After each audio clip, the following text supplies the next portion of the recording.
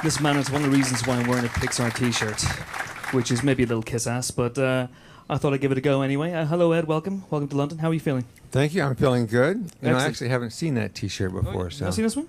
I've seen the lamp, but I haven't seen that T-shirt. Okay. So. I thought you might have had one of these. No? No, not that one. Okay, interesting.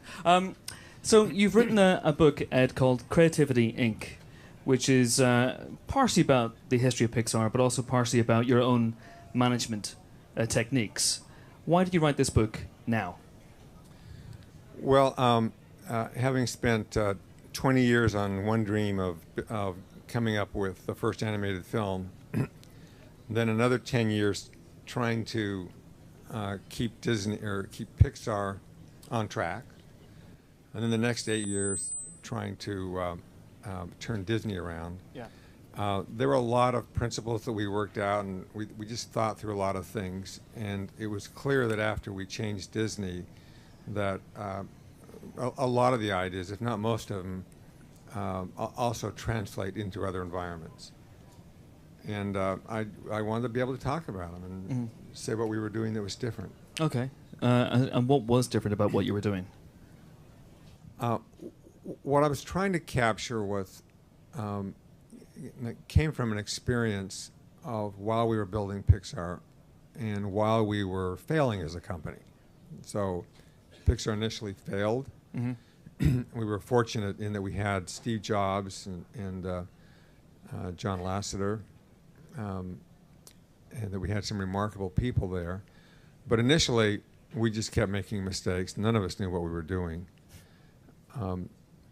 But we finally got our chance, which led to Toy Story. But along the way, I had friends in other companies, other Silicon Valley companies, and friends down at Disney. And there was this phenomenon that was happening that you saw over and over again, and that was you get a really amazing group of people together, engineers or artists, and they do some phenomenal work. They'd be very successful. And then when they were very successful, a lot of them would do something really stupid. And they'd go off the rails. Right. Now, this still happens. Yeah. So the question I had at the time was, if we're ever successful, will we also do something stupid? So that was just the question in the back of my mind.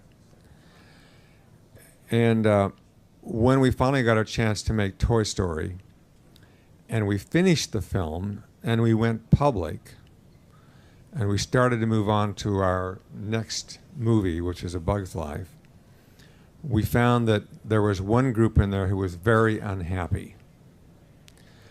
So this kind of a shock to the system, because I felt like we had a very open environment. We were very careful about keeping it open. The artists and the technical people were good friends with each other. They socialized. They intermarried.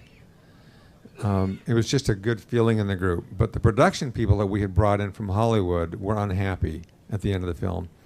And I didn't know it through the whole making of the film. So I asked them afterwards what the problem was, why they were unhappy. And they said they felt like second-class citizens, and that they weren't really respected. So this caught me off guard, because we just had this very successful film. I went to the other technical people and to the artists, and sure enough, they thought the production people were second-class citizens.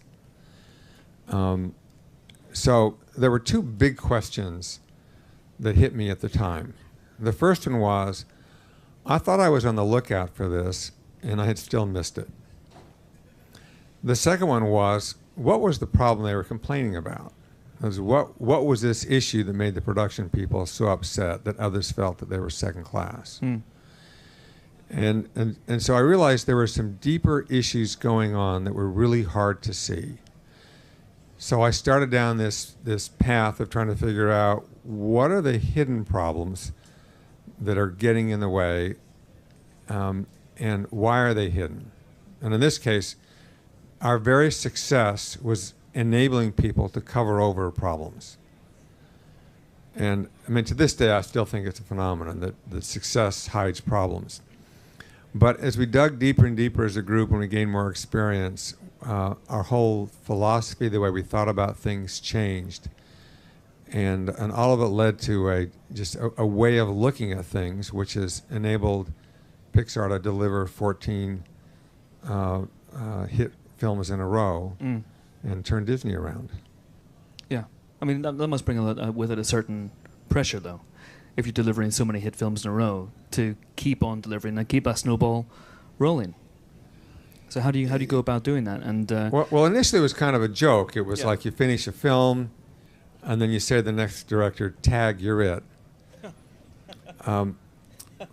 But what it does is it creates an enormous amount of pressure on them. So we don't do anything to try to add to the pressure. What we have to do is to try to reduce the pressure on them, because they're going to feel it. And there's an expectation, both internally and externally, about how good a film needs to be. So in light of those kind of pressures, how do you actually keep them calm? And it's not always easy. Sometimes things will spin off the rails. We've had a major problem with every single one of our films with the exception of one. Which was? Toy Story 3. Okay. So I got to tell you, Toy Story 3 was one where they found the emotional core at the very first pitch of the film. So it was a matter of hanging on to that emotional core. Now, the film was still really hard to make because you have to earn the emotion that's at the end of the film. But you know what you're driving for. But I got a call once from Steve, and he was asking how things were going, and I said, well, it's kind of curious because we don't seem to have any major disaster on this film. And he said, well, you better be careful. That's when the real danger starts to happen. So I said, I'm not worried about it because our next 4 films are disasters. I mean, you mentioned in the book, you even referred to Monsters University and Cars 2 as, and this is a quote from you, costly misfires. Is that the way you perceived them before they came out, or has the success of those movies, because they were successful, has that somewhat alleviated the situation for you? Do you still look at those as difficult production processes for you? No, well, I think it's important. There's a point I was trying to make there, and so I want to be very clear on that, because Monsters University did extremely well. Is that when you said Monsters University? Monsters University, yeah, and Cars 2. Yeah, and Cars 2 is actually our most successful financial film in our history. No, what I'm referring to is that when we start our films, all of our films suck. And I don't mean that in a self-effacing way or being modest. What I mean is like they really suck. So we have to go through an iterative process to make them better. Like John would say that these are the worst films you've ever seen. And what it means is we're able to put something up in a mock-up form. It's sort of like a beta version of a product. And you see if it works. And it doesn't, so you change it. And you keep iterating and fixing and changing. So if the film doesn't work, then how do you judge the team?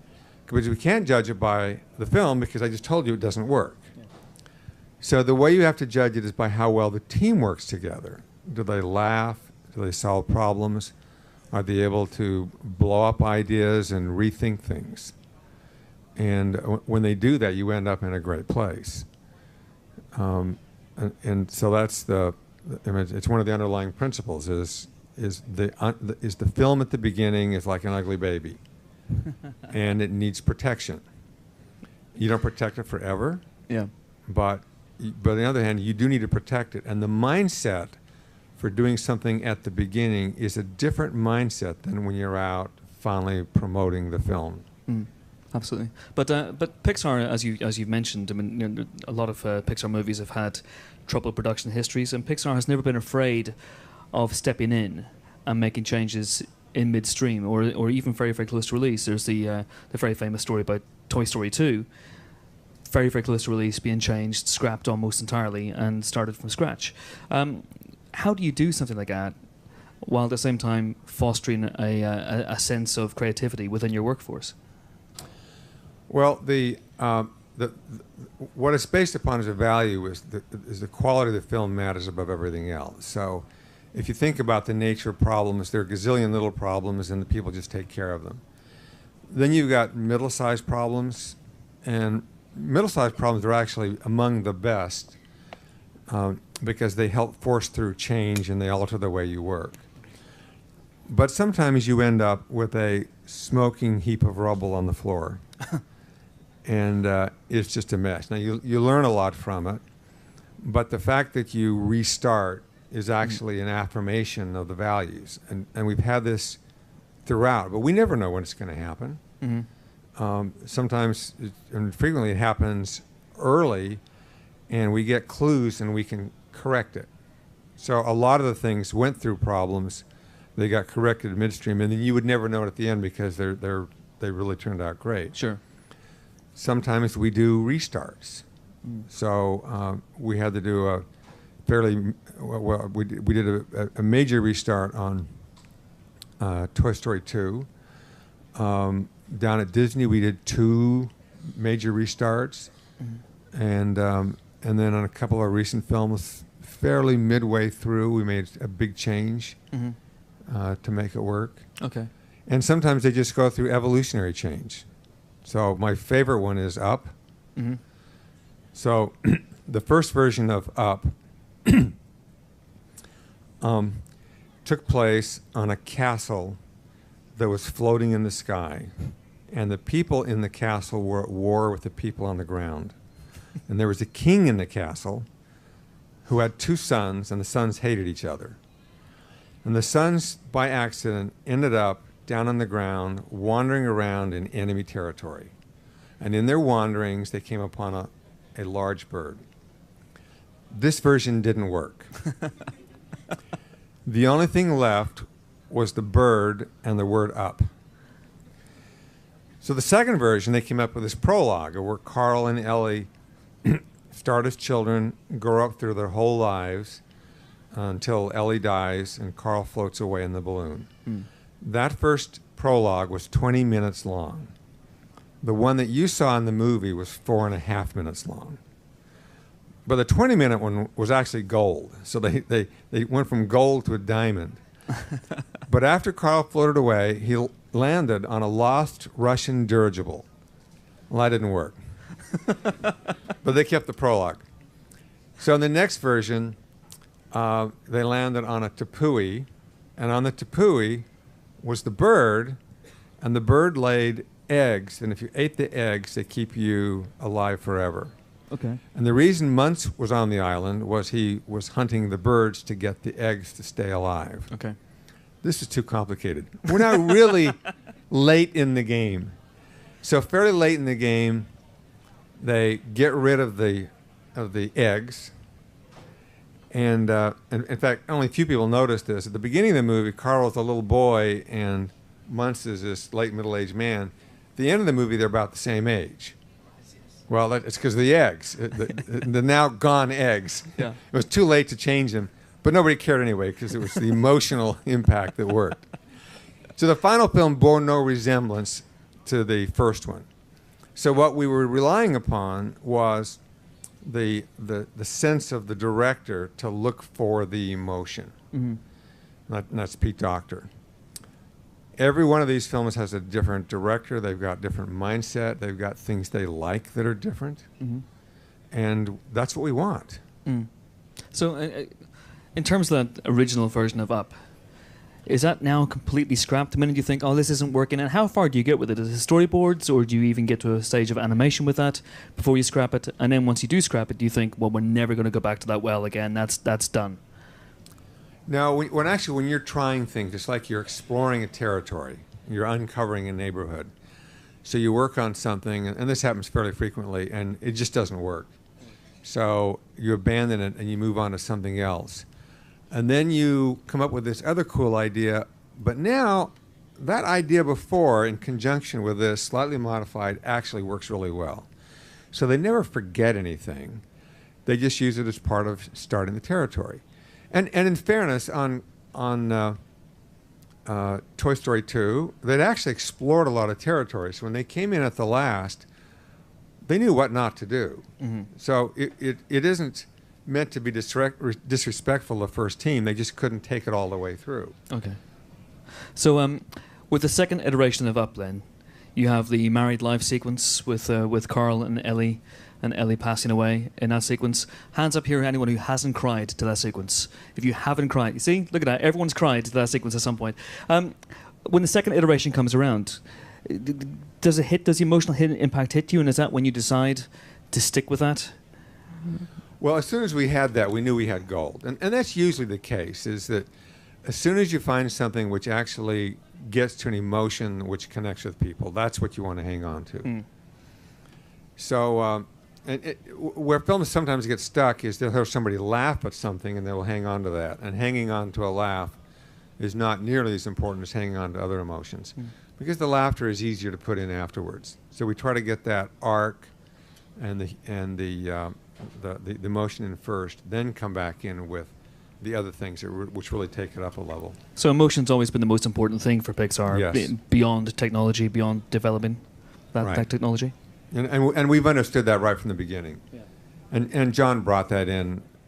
And I have to say, when Toy Story came out, typically at most the reviewers only had one line saying that it was a computer animation.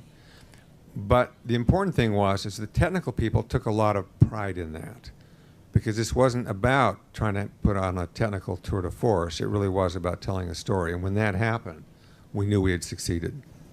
Absolutely. The book itself is partially, as I said, a history of Pixar and how it came to be. But for people who don't maybe know the story, can you talk about how you got started at Pixar? Because you wanted initially to be an animator way back in the day. That's the case, and then maybe didn't quite work out for you in that respect. Yeah. So I grew up, and the two iconic figures were Walt Disney and Albert Einstein. So I wanted to be an animator, and of course watched Disney World all the time, and I was pretty good at drawing. But when I got out of college, I had no idea how to become an animator, and there were no schools for it. So I switched over into physics and got a degree in physics. And then I got a second degree in computer science, which is a new and emerging field. But in graduate school, it was the foundation school at the University of Utah for computer graphics. Mm-hmm. And so when I first took that class, here we were making these pictures which were really crude. They were all made out of polygons, and they were black and white. But I felt like it was like being at the Easter egg hunt, and I was at the front of the line, and they just cut the ribbon. So it was just trying to discover what we could do to make these images look better. And by the time I got out of college, I had a goal, or got my doctorate degree, the goal of making the first animated feature. And I thought at the time it would probably take 10 years, because there were a lot of things that still had to be worked out. Yeah. It didn't. It took 20. But along the way, it was just this phenomenal journey of 5 years in New York, working on running the computer graphics lab at New York Tech. Then George hired me to bring technology into the film industry. This George Lucas. Yeah, George Lucas. Yeah. I'm sorry. And George was the only person in Hollywood who was willing to invest in technology for the film industry. This was just after Star Wars. And I'd had this theory about how to manage at New York Tech, because actually I didn't want to manage, I wanted to do the research. So I figured if I had hired a certain kind of person, then it would free me up to do the research. Well, about 2/3 of my theories were correct, and about 1/3 were a crock. And when I went to Lucasfilm, it was time to revisit. So we restructured and rethought about it. But there was something interesting about how you get people to work together, and what makes for an exciting environment, and what are the barriers to creativity. Yeah.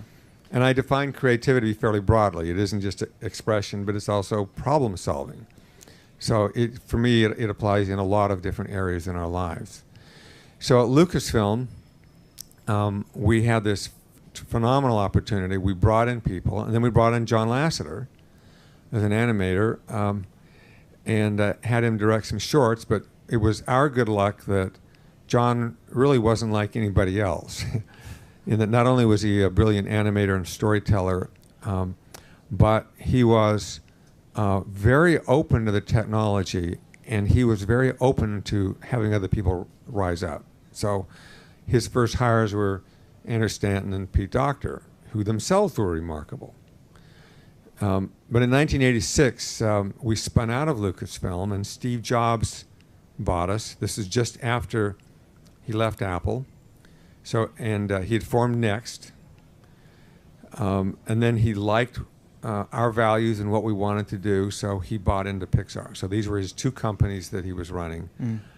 And that went then on for the next several years until we got an opportunity with Disney. But at the time when Pixar began, when Steve took Pixar on, you wanted to make animated films, you wanted to make feature films, but that wasn't Pixar's main business. I don't know if people know necessarily how Pixar actually began. When we were at Lucasfilm, we made a special purpose graphics computer that was used for compositing pictures together for live action films. And we also came up with techniques for medical imaging, and in the end decided we were going to use it as the basis for the company and sell it as a product. So we were a hardware manufacturing company. So as we started, then I'm now the president of the company, and I know nothing about being the president of the company. We're manufacturing. We know nothing about manufacturing. Steve has had experience with consumer products through Apple, but he knew nothing about high-end products. So we started a company where none of us knew what the hell we were doing. And while that was very educational, I mean, I learned a phenomenal amount from trying to understand manufacturing and realized that in many environments that solving manufacturing actually is a creative problem. So that was educational for me. But the fact is we were failing as a company. And we went through a lot of things together. It was hard for Steve because Steve was supporting us. But by failing together and staying together, we also bonded. So when we actually got our chance with Disney to make Toy Story, we had a group that had been through a lot. We had each other's backs. And I think we were prepared to tackle the difficult problem of figuring out how to do the first computer animated film. Absolutely. There's a great story in the book about how the Pixar image computer, when you first started selling it, you priced it way too high. And at the very beginning of this chat, you said that a lot of companies, you watched a lot of companies get very, very big, and then they would do something stupid. Now, did you get the something stupid out of the way early so you could actually move on and build your business from there? No, actually what we learned was that there's something stupid going on all the time, and I just can't see it. Okay. And it actually took me a while to figure this out. I realized after this, after Toy Story, that we had missed something. But the natural thing to do in any environment like that is to say, well, okay, how do we get this right? You want to be efficient, you want to be timely, and you want to be on budget. So you have all those important issues that are going on. And we were struggling with making these films, and we said there's got to be some way to make it so they're easier to make. We've learned enough lessons we can figure out how to do it. And finally, we got to Finding Nemo, and Finding Nemo had a brilliant pitch. So it was nuanced, it was sophisticated, it was great storytelling, and we were really excited. Then we made the film, and we made just as many changes as we ever had. So then I thought, well, okay, we didn't get it right this time, but we still know what the goal is in terms of actually getting it right. But then slowly I realized that, getting it more efficient and getting the processes right and all that stuff's important. We work on it. It just isn't the goal. The goal is excellence. And that these problems are always hidden. And as I looked at it more and more, I realized there's just a lot of stuff that I can't see. So at one level, I realized that as I became the boss, that I very rarely saw bad behavior. So that didn't mean it wasn't happening. It just meant they wouldn't do it in front of me. Okay, well, if you're not aware that it's being hidden, you might think, well, gee, everybody's behaving well. Yeah. Or you take something like communication, like everybody should communicate well with each other. Well, duh. Yeah. Everybody says it all the time. It's like it's obviously true. The problem is the things that are obviously true don't affect behavior. And what we need to do was to actually figure out how to do things in a better way. So I just started off with the assumption, okay, there are things that are going on that I can't see and I can't understand. They're complex. But it's even worse than that. There are interconnections that we have between our jobs that make things difficult or obscure. There are things that don't exist yet. Like if you're making a film and you start off with it, the film doesn't actually exist. It isn't like I'm uncovering it. Someone has to go through the process of creating it. And that means you are actually facing in a direction where there isn't anything. I mean, that's where the future is. I mean, it's one of those obvious things, but the future doesn't exist yet. So it's actually a fairly scary place to go. So a lot of people, given the scariness of the unknown in front of us, tend to want to fall back onto the things that are known to work from the past. So you copy yourself or you copy somebody else, which sometimes works as a business. It just isn't original and it isn't where we want to be. So philosophically say, well, okay, we're going on in a direction where there are a lot of unknown things and that's where we want to go. That is the direction. And it's the hard, mysterious direction. We've touched upon this a little bit, but in 2006, when Disney bought Pixar and you and John moved over and became president of both Disney and Pixar Animation, Disney Animation and Pixar Animation, what were the Disney animation methodologies like at that time? And did the Pixar methodologies work on Disney as well? Or did you have to create almost two methods for working with two different studios? Well, for me, this was a really fascinating part of my life, and I know for John too. Disney back in the 90s had made 4 films that had a worldwide impact. There was Little Mermaid, Beauty and the Beast, Aladdin, and Lion King. Then they started to go downhill. Now, looking at it from my point of view, it looked to me like the process had taken over. That is, as the creatives had moved on to other areas, they took the people who are good at controlling the process and put them over the front end. But the creative part is fundamentally different than the part of actually producing the movie. So by trying to make that more methodical and apply those values to the front end, they essentially gutted it. So what you saw was the quality of the films going down, and the value is they were working harder and harder to figure out how to make the process easier. Whereas we'd reached the opposite conclusion, which was the process is always hard and you actually have to protect the front end from this big mass of people who produce the film. In fact, the terminology they used at Disney in those days was feed the beast. And it wasn't meant, and I don't think of it in a derogatory term, but it's a large group of people who are creatively actually making the film. So it's exciting, has a lot of people, it's very costly, and it generates the revenue for the company. But it needs stuff to come in for them to work on. So the tendency is to make sure that stuff is coming in, and that's why they apply this set of values. But for us, the films, as I mentioned, suck to begin with. So you can't apply the same things to them. You have to say, I've got to protect them. Yeah. So that's a different mindset. So they weren't succeeding. So Bob Iger, when he became chairman, called up Steve, and they formed an instant and deep bond with each other. I mean, it was a very good friendship that they had between each other. And all this led to Pixar being acquired by Disney. Now, we put up mechanisms to protect the culture at Disney because the people protect the culture at Pixar because the people at Pixar were nervous that a big company would come in and change too many things. At Disney Animation, it was the opposite. They knew they weren't succeeding, and they wanted us to come in. So there might have been some natural things to do there. One of them is you might have said, well, you'd be spread too thin, so you should shut down Disney Animation. Or another line of reasoning would be that for efficiency of scale, you should combine the two studios. So John and I took a different approach. And that approach was, we're going to keep these two studios completely separate.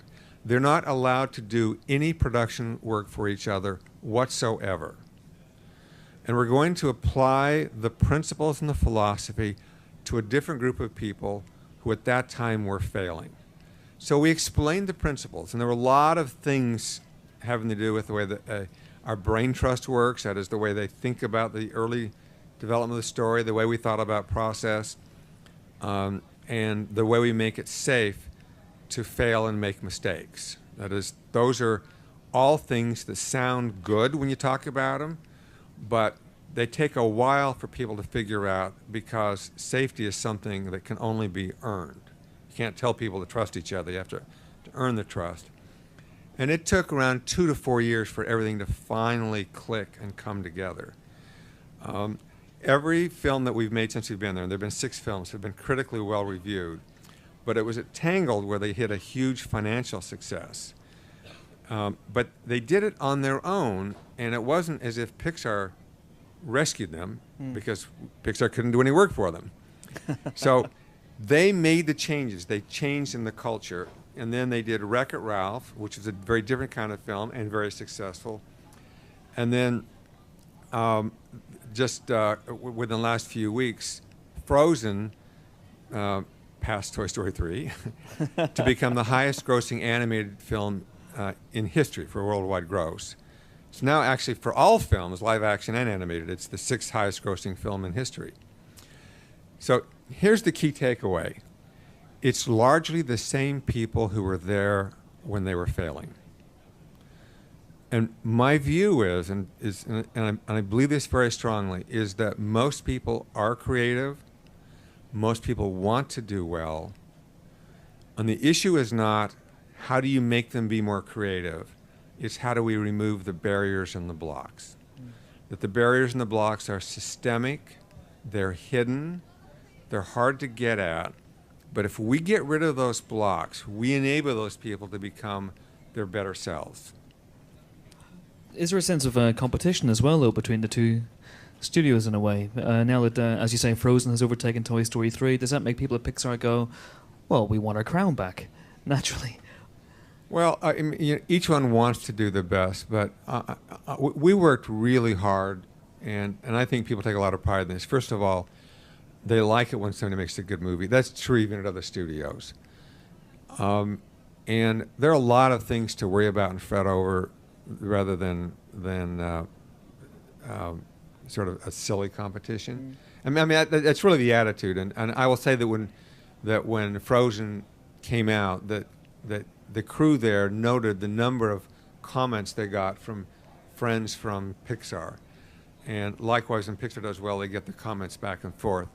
So there's the natural thing, like everybody wants to be the best and so forth. But that is not a negative rivalry. It's more like, it's true with our animation sessions, and you go in there and you see a good piece of work, then it inspires you to want to do better. So it's the healthy kind of comparison. Fantastic. And I'll ask you one last thing, and then I'll throw it open to you guys to ask Ed questions. As a kid who grew up idolizing Walt Disney, what did it mean to you to be made president of Disney Animation? Well, first of all, somebody like Walt Disney or Steve Jobs or John Lasseter, they're all incredibly unique individuals. So I've never actually thought in terms of that. I'm excited about the opportunity to work with both Pixar and Disney. I'm proud of the things that have happened. I'm usually most proud, and I don't even know why this is, it's an emotional reaction, is that when we have a problem, and we frequently do, that when we get together to discuss them, the tenor of the discussion is that the people in the room own the problem. So they don't look to John and me and say, what are you going to do? It's like, what are we going to do, because we need to make some changes, and it's a thing that comes up when there's a problem. So it's like, it's when we have our problems and we get that great response is when I feel the greatest pride. Fantastic. Okay, if you have any questions for Ed, we have some right there in the middle. We have roving microphones going around, lots of hands going up. I see some over there as well. We'll start with this gentleman here in the second row, and then we'll move to these guys in the front. He just passed the microphone. Oh, he's got it. Hello. Hi. Thanks very much for this talk. It's great.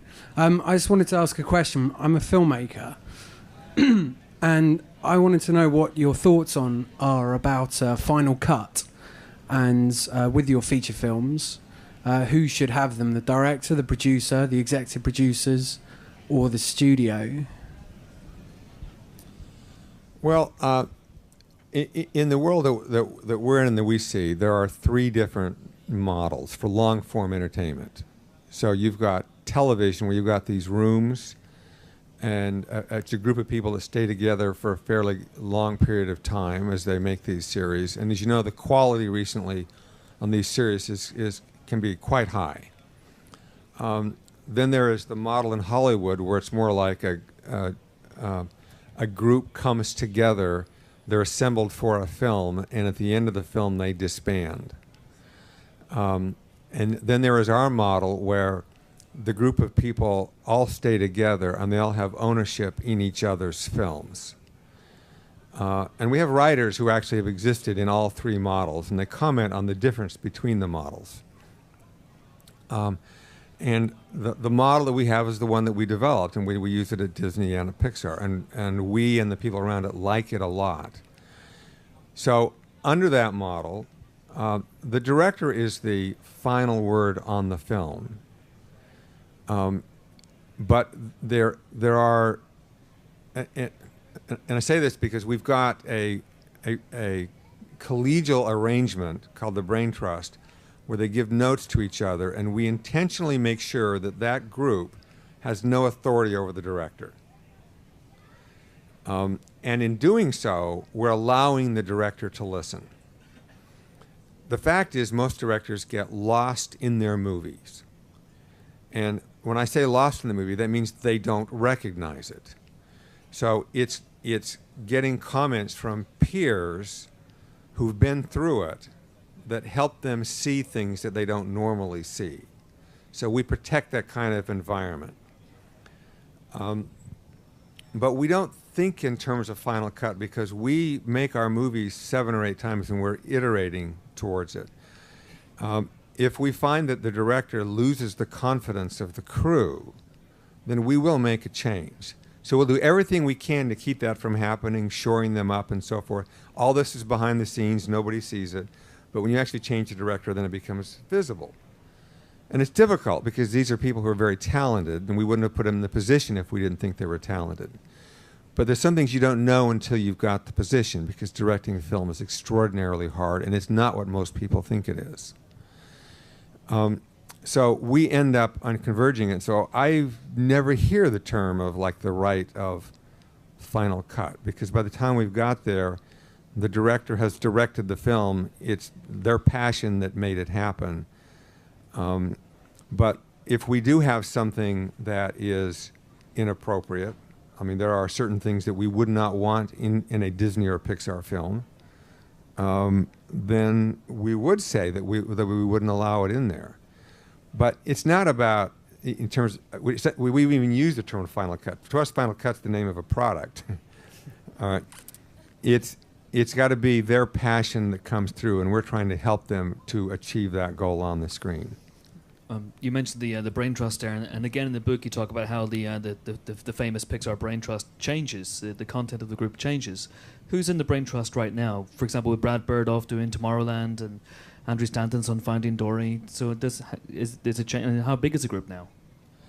Well, it consists of the directors and the writers and some of the heads of story, and there are a few other people who are good at story.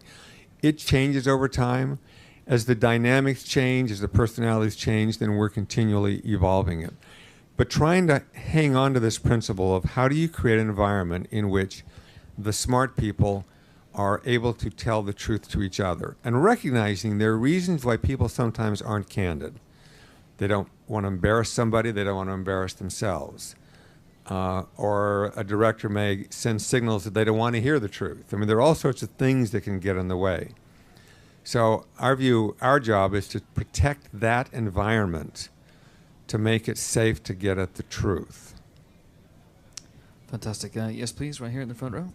I have a question with regards to your history, in essence, how you came to where you are today. You mentioned that you initially wanted to start out as an animator, but then sort of had to sort of take a detour because I suppose there were no sort of training skills or whatever available. My question is with regards to my 16-year-old brother, actually, who is an animator and a graphic designer, but is trying to find sort of a way to get into the animation world. We have checked out the Pixar website as a ways of trying to work out what graduate scholarships and so on and so forth are around, but we did notice that there's nothing that's on the undergraduate level. So my question really is, on behalf of my younger brother and also all the young budding animators and graphic designers out there, where can they, I guess, access Pixar? And if there isn't such tools available, is that something that you're looking to do in the future? Well, I mean, the question is how you actually get the kind of training and preparation. And there are many good schools now, both on the technical and the artistic side, to train people. But the way I look at it, because the technology keeps changing, is that my general recommendation is that it's good for everybody to go very deep in some area, like some expertise, but also to try to get a lot of breadth. That's what a good general education does. And I know it sounds like, because it's two different axes on the horizon because you can't do everything, but I think the experience of doing something really well is a great personal experience for somebody to have. But you don't want to be too narrow, so you actually want to know a lot of things, at least lightly, but have that experience of being really excellent at something. And as for where it is, there are schools around the world who do this now. There's a lot of good expertise out there. Thank you. Yes, please. Hi. I really enjoy how creative some of your short films are. And I wondered whether you could tell us a little bit about how the process of making those is different from a feature. And also, how do you decide which features to pair the short films with? Well, for the most part, they're thought of independently. We usually pick people that we want to direct something, whether it's a short or a feature-length film. With the short films, they can do something which is more experimental, and we love the experimental things. We don't make any money on the short films. It's purely a bonus. It's a signal inside that we do some things where we don't make any money, and you actually want that signal sometimes. And then as far as they pair up, sometimes, I mean, the truth is it's just how they line up. So if they're wildly different, we can say, oh, well, they'll enjoy the fact that it's counter-programming. And if they do line up, it's like, well, that's nice because they fit with a similar theme. So the truth is it's just whenever they're done, then we try to line them up with something. My question is, The Good Dinosaur, is it still an ugly baby? Because it seems like a film I'd really like to see. Well, that one is a restart. And as I say, we've done restarts along our history. Nobody ever paid attention in the past. But there is gold in there. So when you do a restart, it's hard, but that's what we do. And it's not the last time we'll do a restart. We've actually, at Pixar, with one exception, we've completed every film we've started, and the one we didn't complete, we were going to complete, and Pete Docter was going to complete it, but he said, I've got a new take on it, I think it's going to be really good, but I have a better idea, and he pitched his better idea, and we thought it was better too. So that's going to be Inside Out, which comes out next year. But there's no Pixar movie this year, for example, in 2014. Right, that's correct. How tough was that decision to take? Because I imagine there's a certain pressure to get some product out there and to make sure the bottom line's okay. But by taking a year off, you're obviously not going to, I guess, please certain investors but by pushing back, that's a big decision to take. Well, it was a tough decision, and it was hard. But the support we've had from Disney has always been incredible. They have never second-guessed us. They've never told us what to do or what films to make. And it's funny because sometimes if they don't like something about one of our films, they'll say, well, Disney made them do such and such, which and it just isn't true. Right? They have never done that. We've taken great care to make sure that we own our successes and we own our failures. It's just that we try to keep our failures in-house. And so they have given us full and complete support along the way. So it's kind of a gulp when you say, we didn't make it with this one. And they say, and it was actually very accepting, said, okay, I get it. But the overall is that the films are great, and that's what you get as a result of being willing to pull or to make a really tough decision at the end. And I take a lot of pride in that. It's like, okay, this is where we express our values. It's when the films come out, we love the fact that people want them, but or they enjoy them, that we affect culture in that way. But the exciting part where the adrenaline goes is when you get there and it's like, holy crap, we've got a problem here. And then you do the right thing. There's again an amazing story in the book about how Toy Story 2 not only had you to change directors midstream and change the focus of the film, but you almost deleted it. Can you tell people about how Toy Story 2 was almost lost, and if that had happened, I guess Pixar would have been lost. Well, yeah. So, and the point I was trying to make here, and just so that people are clear, only the first 4 chapters are about the history, and the rest of it are about the ideas behind trying to manage a creative culture and to let people do what we think they can do.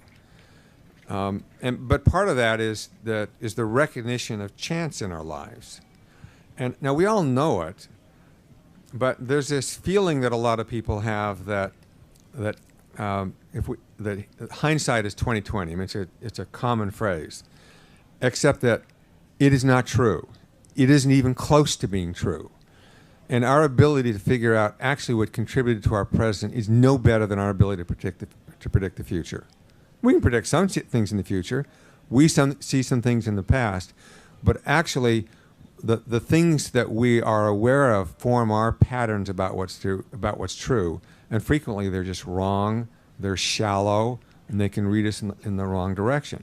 And by understanding and appreciating the random events, then I think what it can do is make us a little more humble about the vagaries of life and be more open to them. So the example, and actually there are a bunch of them that have happened in our history, but one of them had to do with somebody, it's not a Unix system, where all of our database for the movie was stored, was removing a file, and he was or a set of files, and he was doing it in the wrong directory. He was doing it in the root directory of the entire movie. So all of a sudden, all the assets were deleted from the film, as people are in panic trying to figure out what was going on. So within a few minutes, 90% of the movie was gone.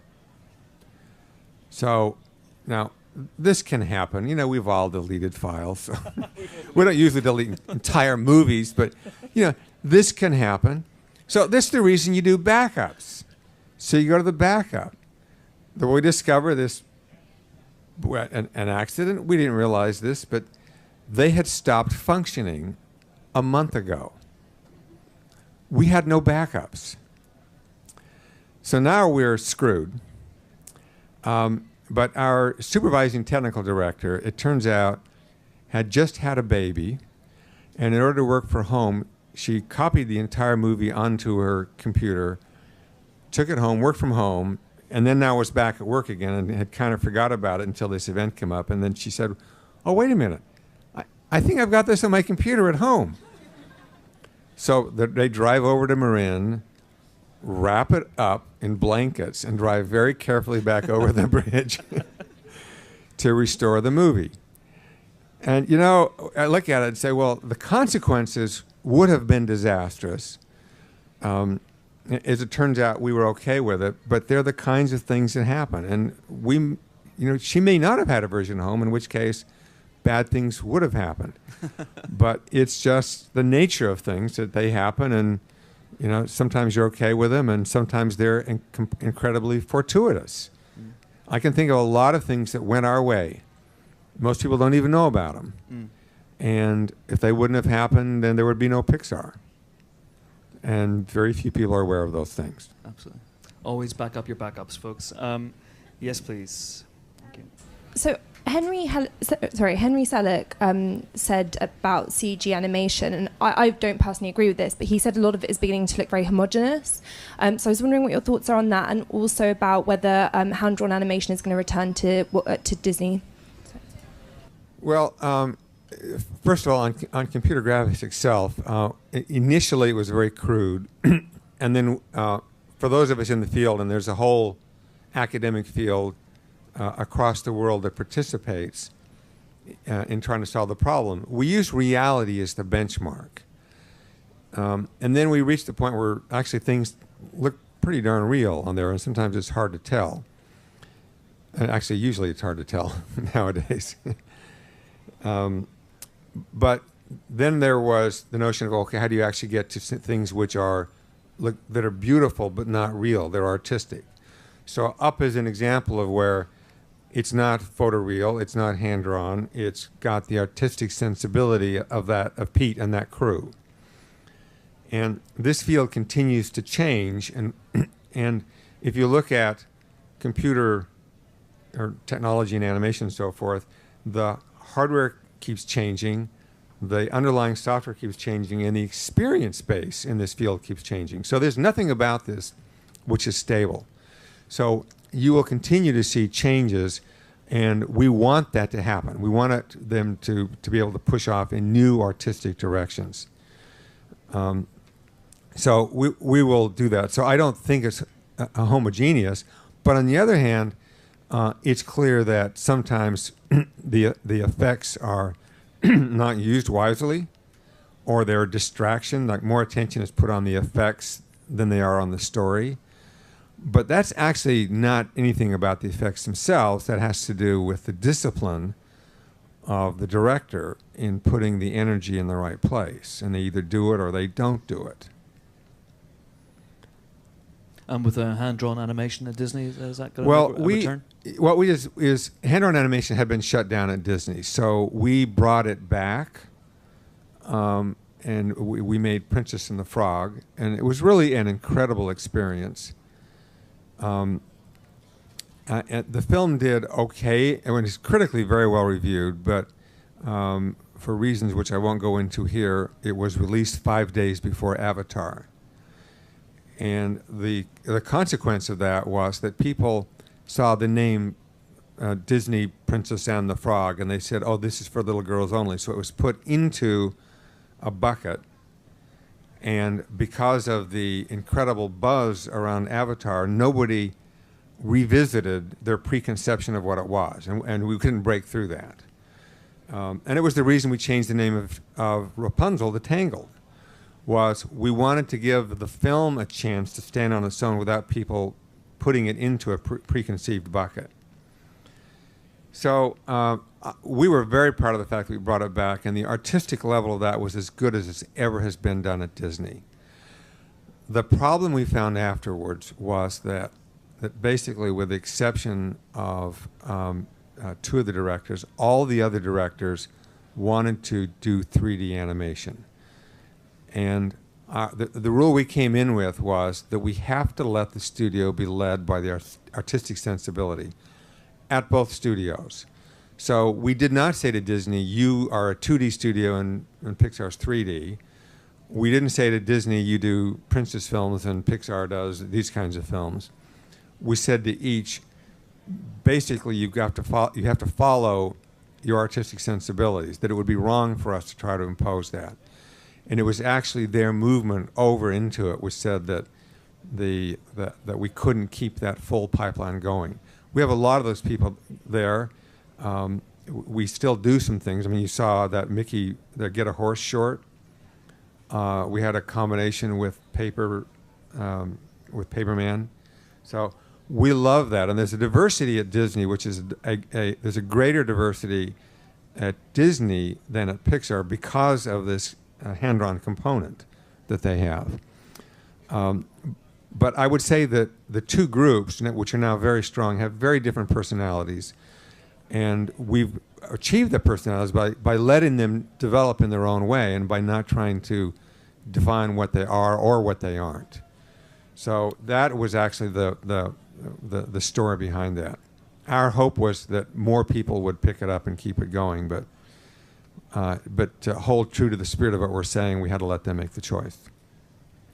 Okay, we got time for one last question. There's a lady right here in the front row.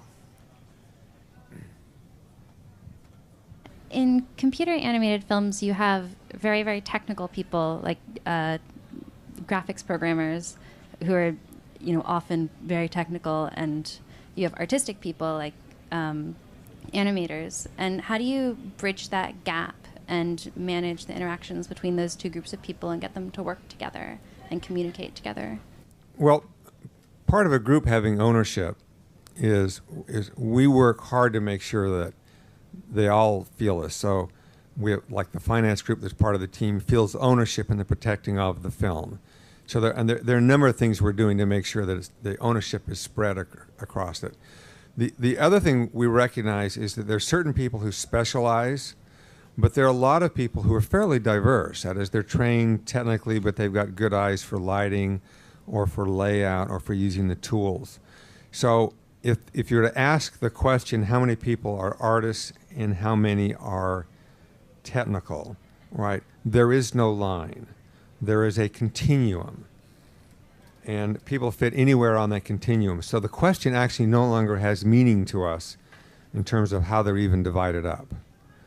And I think that's a good thing. It's like a lot of companies, you say, well, it's a technical world, so you should bring in more technology people, but they're like this isolated group that's separated from everybody else. Whereas the better answer is that the technology and the use of it is integrated into every part of our company. There are no clear boundaries between them. And for me, that's a healthier way to think about it because it more reflects the reality of our society. Fantastic. And on that note, that's all the time we have, I'm afraid. Thank you so much for coming. Thanks for your questions. And thank you, of course, to Ed Catmull. Thank you. Thank you. University did extremely well. Is that when you said Monsters University? Monsters University, yeah. And Cars 2. Yeah. And Cars 2 is actually our most successful financial film in our history. No, what I'm referring to is that when we start our films, all of our films suck. And I don't mean that in a self-effacing way or being modest. What I mean is like they really suck. So we have to go through an iterative process to make them better. Like John would say that these are the worst films you've ever seen. And what it means is we're able to put something up in a mock-up form. It's sort of like a beta version of a product. And you see if it works. And it doesn't, so you change it. And you keep iterating and fixing and changing. So if the film doesn't work, then how do you judge the team? Because we can't judge it by the film because I just told you it doesn't work. Yeah. So the way you have to judge it is by how well the team works together. Do they laugh? Do they solve problems? Are they able to blow up ideas and rethink things? And when they do that, you end up in a great place. And so that's it's one of the underlying principles is the film at the beginning is like an ugly baby. And it needs protection. You don't protect it forever. Yeah. But on the other hand, you do need to protect it. And the mindset for doing something at the beginning is a different mindset than when you're out finally promoting the film. Absolutely. But Pixar, as you've mentioned, I mean, a lot of Pixar movies have had troubled production histories, and Pixar has never been afraid of stepping in and making changes in. They weren't really respected. So this caught me off guard because we just had this very successful film. I went to the other technical people and to the artists, and sure enough, they thought the production people were second-class citizens. So there were two big questions that hit me at the time. The first one was, I thought I was on the lookout for this, and I had still missed it. The second one was, what was the problem they were complaining about? What was this issue that made the production people so upset that others felt that they were second class? And so I realized there were some deeper issues going on that were really hard to see. So I started down this path of trying to figure out what are the hidden problems that are getting in the way, and why are they hidden? And in this case, our very success was enabling people to cover over problems. And I mean, to this day, I still think it's a phenomenon that success hides problems. But as we dug deeper and deeper as a group and we gained more experience, our whole philosophy, the way we thought about things changed. And all of it led to just a way of looking at things, which has enabled Pixar to deliver 14 hit films in a row and turn Disney around. Yeah. I mean, that must bring with it a certain pressure, though, if you're delivering so many hit films in a row, to keep on delivering and keep that snowball rolling. So how do you go about doing that? And well, initially it was kind of a joke. It was like you finish a film, and then you say to the next director, "Tag, you're it." But what it does is it creates an enormous amount of pressure on them. But along the way, I had friends in other companies, the Silicon Valley companies, and friends down at Disney, and there was this phenomenon that was happening that you saw over and over again, and that was you get a really amazing group of people together, engineers or artists, and they do some phenomenal work. They'd be very successful. And then when they were very successful, a lot of them would do something really stupid. And they'd go off the rails. Right. Now, this still happens. Yeah. So the question I had at the time was, if we're ever successful, will we also do something stupid? So that was just the question in the back of my mind. And when we finally got a chance to make Toy Story, and we finished the film, and we went public, and we started to move on to our next movie, which is A Bug's Life, we found that there was one group in there who was very unhappy. So this kind of a shock to the system, because I felt like we had a very open environment. We were very careful about keeping it open. The artists and the technical people were good friends with each other. They socialized. They intermarried. It was just a good feeling in the group. But the production people that we had brought in from Hollywood were unhappy at the end of the film. And I didn't know it through the whole making of the film. So I asked them afterwards what the problem was, why they were unhappy. And they said they felt like second-class citizens. And that... This man is one of the reasons why I'm wearing a Pixar t-shirt, which is maybe a little kiss-ass, but I thought I'd give it a go anyway. Hello, Ed. Welcome. Welcome to London. How are you feeling? Thank you. I'm feeling good. You know, I actually haven't seen that t-shirt before. Have you seen this one? I've seen the lamp, but I haven't seen that t-shirt. Okay. So. I thought you might have had one of these. No? No, not that one. Okay, interesting. So you've written a book, Ed, called Creativity, Inc., which is partially about the history of Pixar, but also partially about your own management techniques. Why did you write this book now? Well, having spent 20 years on one dream of coming up with the first animated film, then another 10 years trying to keep Disney or keep Pixar on track, and then the next 8 years trying to turn Disney around. Yeah.